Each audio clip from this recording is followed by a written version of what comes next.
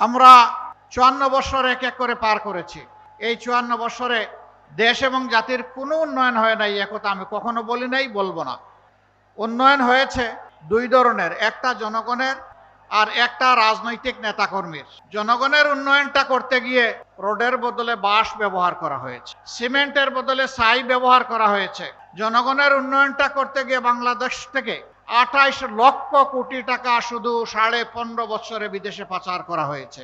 দেশের বুকে মাটির নিচে কত বস্তা আছে তা আমরা জানি না।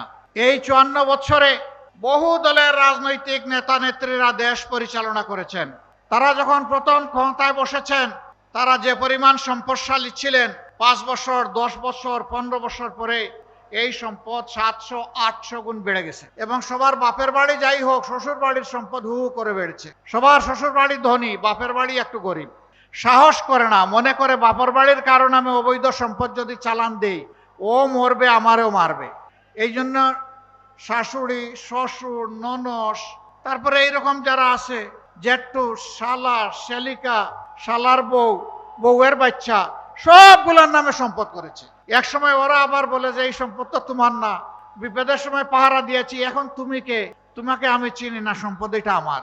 তখন অনেকে আবার আত্মহত্যা করে, অনেকে আবার পাবনায় গিয়ে আশ্রয় নেয়, অনেকে মনের দুঃখে দেশ ছেড়ে চলে যায়, ববগুড়ে হয়ে ঘুরায়, আর অনেকে দেশ ছাড়তে গিয়ে কলাপাতার উপরেও শুয়ে থাকে। সেই ঘটনা ঘটে নাই বাংলাদেশে? আবার অনেকে খালে বিলে ছোট্ট নৌকাতে পালাতে গিয়ে একসাথে জুড়ায় জুড়ায়ও ধরা পড়েছে। এত বেজ্জতির জীবন, এটি কোনো মানুষের জীবন হতে পারে না। যারা মানুষের সম্পদ চুরি করে, আল্লাহ তাদের উপর থেকে প্রতিশোধ গ্রহণ করেন। এটি হচ্ছে খোদাই প্রতিশোধ। এই জন্য দফায় দফায় তারা লাঞ্ছিত হয়েছে।